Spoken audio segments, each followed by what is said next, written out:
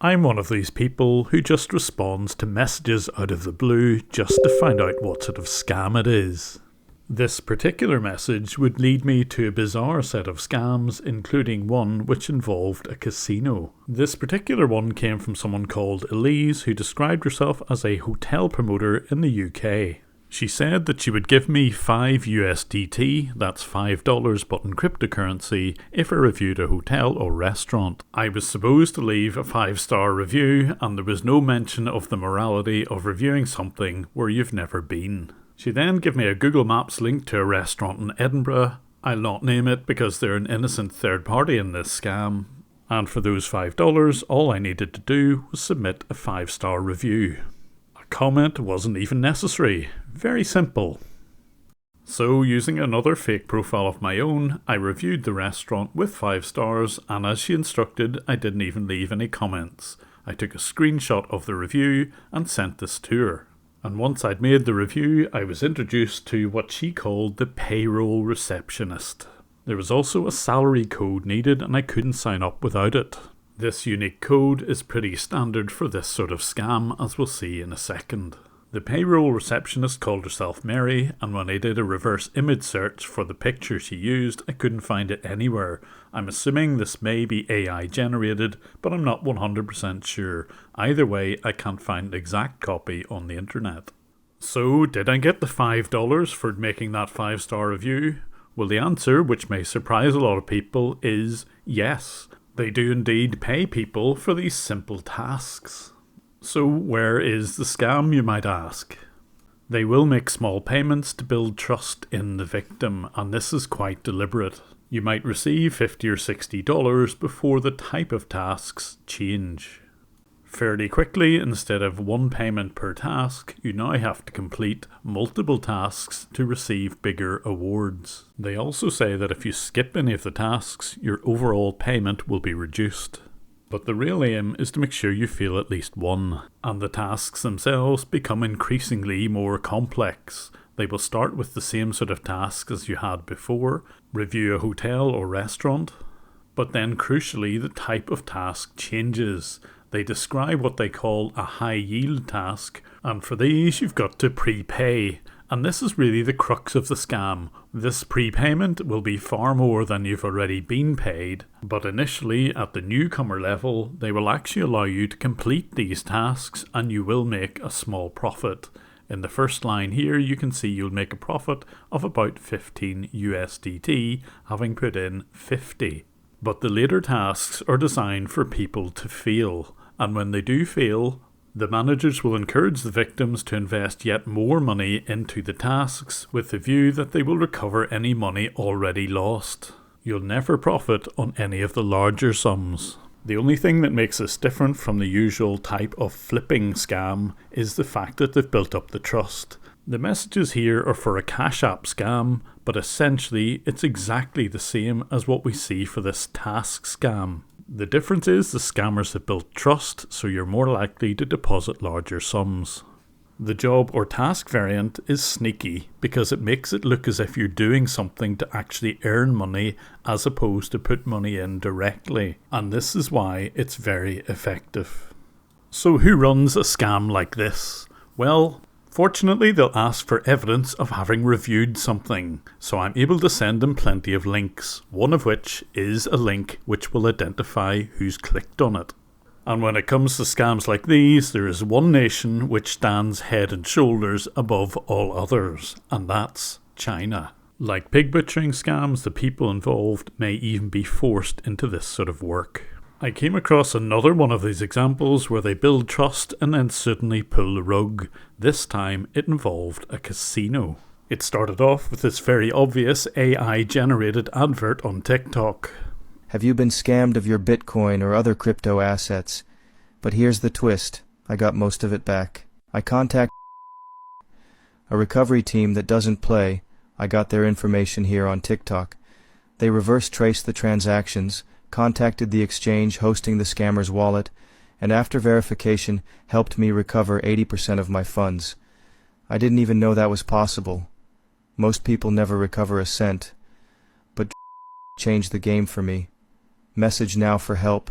Well, after listening to that convincing advert, I couldn't help but contact the author on Telegram.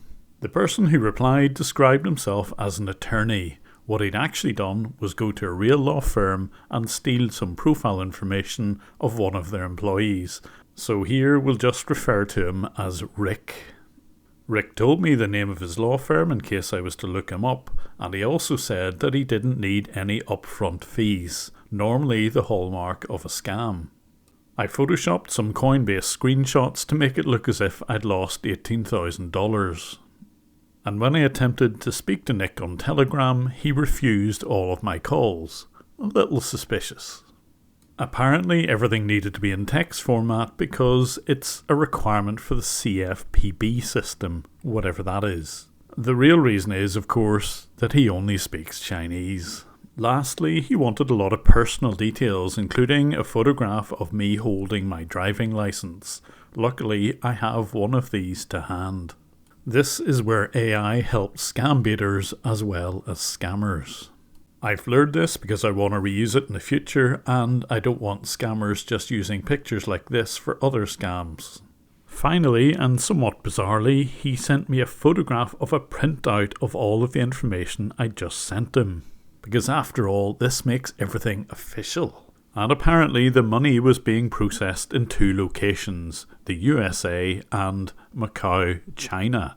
In fact, what they would go on to tell me was that my money was being laundered in a casino in Macau. So Rick the attorney would then hand over the case to his colleague John, who he said would retrieve my money.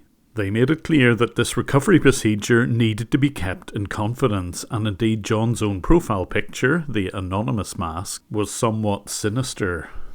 I did ask him about this profile picture, and he explained this as, it's a symbol of our technology, anonymous. Well, that certainly puts my mind at rest. And this is where it gets decidedly weird. John explained to me that he couldn't recover my funds through normal legal processes, and that it was laundered through the Sands Macau platform. That's a real casino. And that I was to maintain 100% confidentiality. And even if I were to recover my money, I wouldn't be able to tell anyone about this. So nothing suspicious about any of that. I did tell him that it sounded particularly strange, but this didn't seem to bother John at all. Then came John's set of rules. Firstly, I couldn't operate without authorization, and I certainly couldn't do anything out of curiosity. You know, I'm about to break all of John's rules. Secondly, there were going to be fixed times of operation, and I couldn't watch the platform at any other times. You're really just trying to tempt me now, John, aren't you? Lastly, if I did attempt to gamble, then I could risk losing the money I'd recover. Time to do the exact opposite.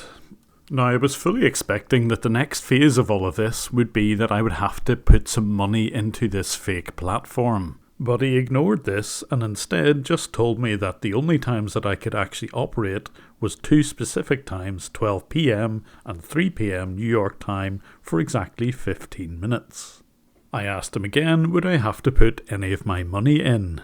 The answer was yes, but the initial money would apparently be provided by him. It's the build the trust element again. Just like the last scam, I was certain that if I put an initial deposit in, which is provided by this group, I would be allowed to win.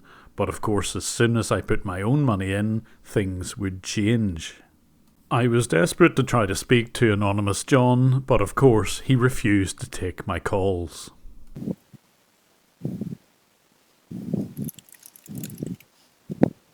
Despite his reluctance to speak to me, he was still willing to give me the URL of the casino. Now, I should say at this point that there is such a thing as a Sands Casino in Macau, but the URL that he gave me was not the real one. I would have had to have had a knowledge of Chinese to figure out how the various games in the casino actually worked. The casino games themselves had weird names like Lucky Airship and Mark 6 Lottery. For the life of me, I couldn't really work out exactly what I was supposed to do with these. But once I told Anonymous John that I'd registered on this casino platform, John then said that he would implant a security program to protect my account. Sure you will, John. I messaged him the username of my registered account, and he said that he would populate it with $100 USDT. Very kind of him. To receive these $100, all I needed to do was contact the customer services team and ask for a wallet address. I was promptly given this address by the virtual receptionist, and then John apparently made a transfer of $100 to this wallet. I say apparently because despite the screenshot of a transfer, when I looked on the blockchain, no such transfer had been made. Despite all of this, the customer services team seemed quite happy that $100 had been successfully deposited, and indeed, when I looked at my account, I had $100 to play with. So if a scammer's going to give me $100, you can rest assured the first thing I'm going to do is try to withdraw it. It took a little bit of finding, but eventually I found the place in their app where I was supposed to be able to withdraw the money. But predictably, when I tried to withdraw this money, it went to an applying state instead of to the wallet I'd specified. And when I pointed all of this out to John, he wasn't best pleased that I hadn't followed his instructions. If John could speak, I'm sure he would have sounded like one of Kit Boga's videos. You did not have to redeem this, ma'am! You did not have to redeem this! Why did you do it? And it wasn't long after that before it told me that the withdrawal had failed. I don't know exactly how long this took because the clock seemed to run backwards. And even though John ghosted me after this point, I did notice a flaw in their system. Unlike the task scam, anyone is free to register. You don't need a unique code. So I was able to register multiple accounts, and by just using Paint to change the wallet address and the date on the picture that had been sent to me, I was able to use this to get 100 USDT in all of those accounts. It just proves that it's not real money going into the casino account. And despite not being able to work out exactly how these casino games worked, what I did was put all of the money onto one selection, and during the times that they indicated, 12 PM and 3 PM, it was guaranteed to double. So I kept doubling my money until I reached 750 USDT. So I contacted their supposed customer support and demanded that they pay me this $750. But of course, customer services just ignored me. They even ignored me when I started spamming the requests to get this 750 from them. But still, I was being ignored. So time to get their attention via a little bit of engineering. I wrote a script to automatically send my complaint. And I set the script running infinitely just to annoy them. And although that may sound a little bit childish, I got great satisfaction from it. In fact, it wasn't too long before their customer services had to shut down for the evening. But what should you do if you get invited into one of these strange groups that you might see on Telegram or Signal? Well, if you notice here, there's a red button at the top of every Telegram group that you might get invited to. It's called Report Spam and Leave. If enough people did this, the group would be flagged and possibly cancelled. The group you're looking at here was actually an investment scam, but it works in exactly the same way as the two others I've covered in this video. I've just typed a warning to all these people in the group, and watch how quickly my warning gets deleted as I'm thrown out of this group. 12, 11, 10, 9, 8, 7, 6, 5, 4, 3, 2, 1... Bingo. And there we go. It took 12 seconds for me to be thrown out of the group after I'd warned other people. Here I am doing exactly the same thing in a different task scam. This time around, it only took this group less than 5 seconds to throw me out. Pretty good going. But you may have noticed something about these job or task scams. They actually do pay people. And if you're prepared to put in a little bit of effort at the very start of the scam only, you can actually make a little bit of money out of these scammers. It won't be long before the type of tasks change, but of course you're perfectly free to warn other people, as I have done, once you've taken your little bit of their money. That's always a bit of a win. So if you like me tackling scammers and you wish to support me a bit further, there's a few ways you can do this. Firstly, there's Patreon. The link for this is in the description. You can use it for extra content too. Alternatively, as a one-off, coffee keeps me going, so there's a page in the description to help me in coffee. I'm also on Twitter, TikTok and LinkedIn, so catch me on those platforms. And finally, thank you so much for watching my video.